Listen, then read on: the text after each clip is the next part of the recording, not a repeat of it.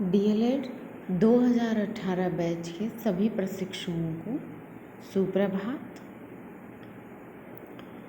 आशा है आप सभी अपने घरों में स्वस्थ होंगे, सुरक्षित होंगे और लॉकडाउन 5 के नियमों शर्तों का पालन करने के लिए तैयार होंगे।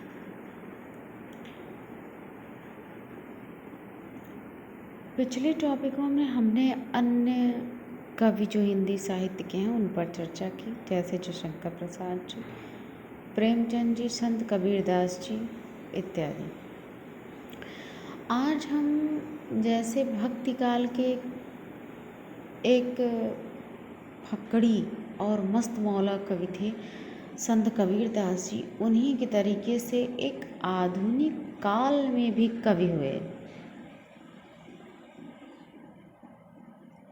जो कि एक फक्कड़ी कवि थे, मस्त मौला कवि थे। उनका नाम है सूर्यकांत त्रिपाठी निराला जी। निराला जी की जो रचनाएं हैं वो मुक्त छंद की रचनाएं हैं। इन्हीं की रचनाओं से शुरू होता है मुक्त छंद का, कविताओं का काल। पहले कविताएं छंदोबद्ध लिखी जाती थी, गद्य में भी सीमाएं होती थी, किंतु इनकी रचनाओं में ऐसा कुछ नहीं मिलता। इनकी पहली रचना जो आई 1916 में, जूही की कली, वहीं से मुक्त छंद की कविताओं का लेखन शुरू हो गया। आइए पहले इनके जन्म और जन्मस्थान, माता पिता के बारे में, इनके जीवन परिचय के बारे में चर्चा करते हैं। सूर्यकांत त्रिपाठी निराला जी का जन्म 21 फरवरी सन 1899 में हुआ था। ये महिषादल मेदिनीपुर, जो पश्चिम बंगाल में पड़ता है, वहाँ पैदा हुए थे। इनके पिताजी वहीं रहते थे। इनकी मृत्यु 14 अक्टूबर 1961 आपके इलाहाबाद दारागंज में हुई थी। इनके माता का नाम रुक्मिणी देवी और पिता का नाम राम सहाय त्रिपाठी था। इनकी पत्नी का नाम मनोहरा देवी था। इनका एक पुत्र था और एक पुत्री भी। पुत्री का नाम सरोज था। इनका जो पहला कविता संग्रह था वो अनामिका, पहला कविता संग्रह, जिसमें ढेर सारी कविताओं का संग्रह है। उसमें एक जूही की कली भी है, 1923 में प्रकाशित हुआ। प्रथम गद्य रचना जो हुई उनकी बंग का उच्चारण सन 1920 में। पहली जो कविता थी वो जूही की कली 1916 में आई थी। यहीं से मुक्त छंद का आगाज हो जाता है। आप ध्यान से देखें तो जूही में छोटे ऊ की मात्रा लगी हुई है। ये निराला जी की अपनी शब्द शैली है। निराला जी ने जूही की जगह जूही स्वीकार किया है। इनकी जो अंतिम कविता थी वो पत्रोत्कंठित जीवन का विष बुझा हुआ है। ये सन 1961 ईस्वी में आई थी। इन्होंने हिंदी साहित्य को ढेर सारी बहुमूल्य रचनाएं दी हैं, जिसमें इन्होंने विविध प्रकार के सामाजिक वर्गों और विविध प्रकार के भावों, विविध प्रकार की समस्याओं को अपनी कविताओं, अपने उपन्यासों और अपनी कहानियों में उकेरा है। इनकी रचनाएं हैं, ये कविता संग्रह है अनामिका, जो 1923 में आई थी। इनका पहला कविता संग्रह है। परिमल 1930 में आई, इनका दूसरा कविता संग्रह है। इसी प्रकार गीतिका जो 1936 में, तुलसीदास जो 1938 में, बेला 1946 में, अणिमा 1943 में, अर्चना 1950 में, आराधना 1953 में।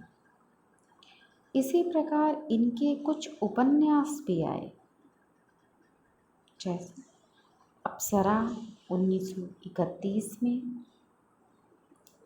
अलका 1933 में, निरुपमा 1936 में, बिल्लेसुर बकरिया 1942 में, चोटी की पकड़ 1946 में।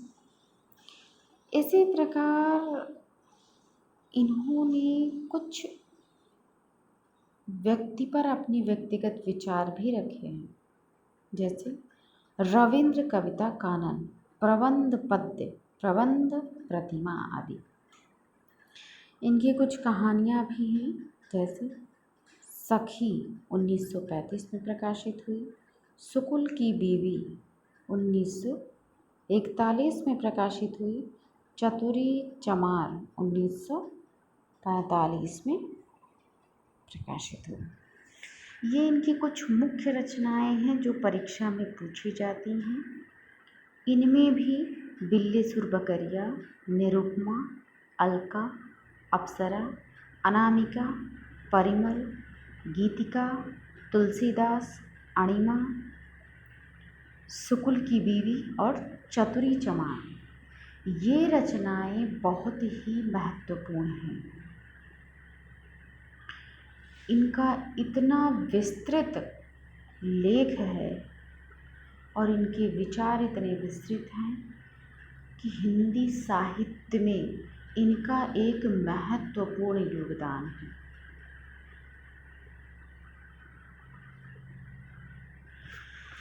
अब इनकी रचनाओं के बारे में कुछ चर्चा करते हैं। जैसे इनकी रचना है पंचवटी प्रसंग। ये एक लंबी हिंदी कविता है। कुछ विद्वान तो इसे हिंदी की पहली लंबी कविता भी मानते हैं। निराला जी को बसंत का अग्रदूत भी कहा जाता है, क्योंकि इन्होंने जो पुरानी पीढ़ियां हैं, पुरानी जो लेखन शैली थी उसमें परिवर्तन किया। हालांकि उस समय इनके इस परिवर्तन को स्वीकार नहीं किया गया। इन्हें एक सामाजिक और अपने कवियों के बीच व्यंग्यात्मक हास्यास्पद माना गया, किंतु समय बीतने पर आखिर समाज को इनकी मान्यताओं को मानना ही पड़ा और अंततः इन्हें सही ठहराया गया कि निराला जी ने जो रचनाएं की हैं, जो रचनाओं में भाव दिए हैं, वो सर्वथा उचित है। इसी बदलाव के कारण इन्हें बसंत का अग्रदूत कहा जाता है। इनका जन्म भी बसंत पंचमी के दिन हुआ था, इसलिए भी वसंत से ये जोड़े जाते हैं। महादेव प्रसाद सेठ और शिव पूजन सहाय जी ने इन्हें निराला उपनाम दिया। इनका नाम सूर्यकांत त्रिपाठी था। निराला इन्हें एक टाइटल की तरीके से दिया हुआ है और ये टाइटल महादेव प्रसाद सेठ और शिवपूजन सहाय जी ने दिया है। यही निराला नाम से ये मतवाला पत्रिका के संपादक मंडल में शामिल हुई। इन्होंने मतवाला पत्रिका में अपना एक अभूतपूर्व स्थान ग्रहण किया और उसे एक अच्छे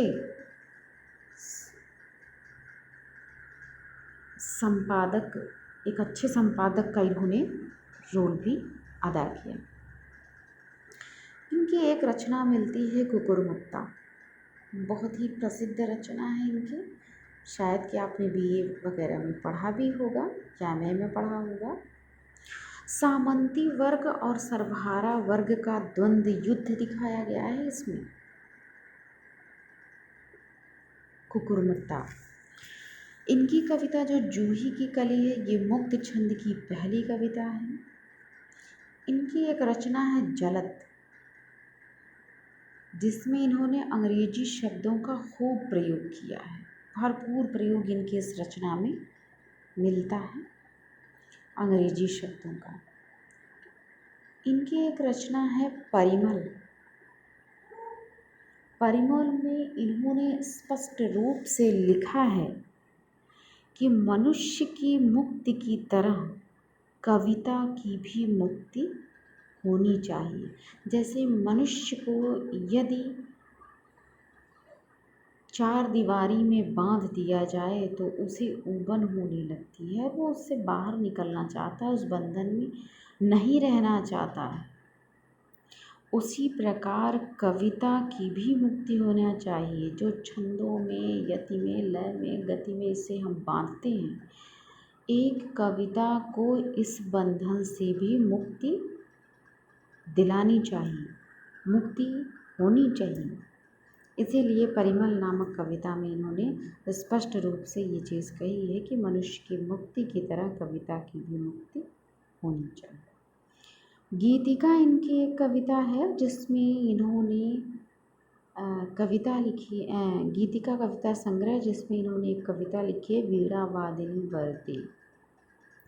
आपके उच्च प्राथमिक स्तर की पाठ्य पुस्तक हिंदी में कक्षा 8 में है शायद, वीणा वादिनी वरदे। इसमें सरस्वती जी की इन्होंने वंदना की है। सूर्यकांत त्रिपाठी निराला जी ने बहुत ही सरल शब्दों में, बहुत ही भावात्मक शैली में इन्होंने बहुत ही अच्छी रचना लिखी है वीणा वादिनी वरदे। एक रचना इनकी आती है सरोज स्मृति। इसे शोक कविता के नाम से भी जाना जाता है, इसे शोक कविता भी कहा जाता है। सरोज स्मृति इन्होंने अपनी पुत्री सरोज की असमय मृत्यु पर लिखा है। उसके सरोज जो इनकी पुत्री थी, उनकी मृत्यु के 2 या 3 महीने के पश्चात इन्होंने ये कविता लिखी। इन्हें हिंदी साहित्य की पहली शोक कविता भी कहा जाता है। इनकी एक रचना मिलती है राम की शक्ति पूजा।